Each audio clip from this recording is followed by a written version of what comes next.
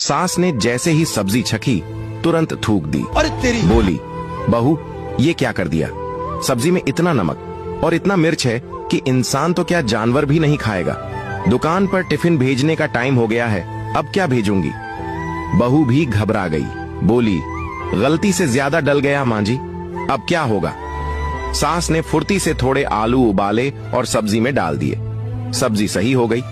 इस बीच सास बहू को डांट कर समझाती रही। कुछ देर बाद बहू की मां का फोन आ गया। सास ने उठाया और समधन से बात करने लगी। उधर बहू और ज्यादा डर गई। सोचने लगी कि मां जी अब मेरी मां से मेरी शिकायत करेगी। बहू की मां ने जब समधन से बेटी के बारे में पूछा तो सास बोली, जी आपकी बेटी बहुत अच्छी है, सब कुछ अच्छे से संभाल लिया है, मैं बहुत खुश हूँ। आपने उसे बहुत अच्छे संस्कार दिए हैं, ऐसी बहू पाकर मैं तो धन्य हो गई। बहू ने जब सास को अपनी बड़ाई करते देखा तो भाव विभोर हो गई, आंखों में आंसू आ गए। उसने सास से पूछा, मम्मी जी मैं सब काम सही से कब कर रही हूँ, गलतियां कर देती हूँ, फिर भी आपने मेरी मम्मी से मेरी बड़ाई क्यों की? सास बोली, बेटा तुझे काम सिखाना मेरी जिम्मेदारी है, जब काम सिखाऊंगी तब हो सकता है तुझे डांट दूं, क्योंकि मैं तेरी गुरु हूं। मगर सीखना सिखाना, गलतियां करना, ये हमारे घर के अंदर की बात है।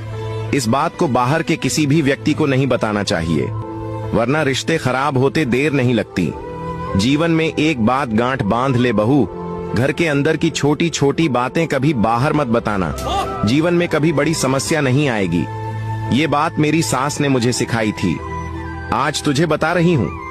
बहू आंखों में भर आए आंसुओं को रोकते हुए बोली, बस ऐसे ही आप मां बनकर मुझे सिखाते रहिए, मैं सब सीख जाऊंगी।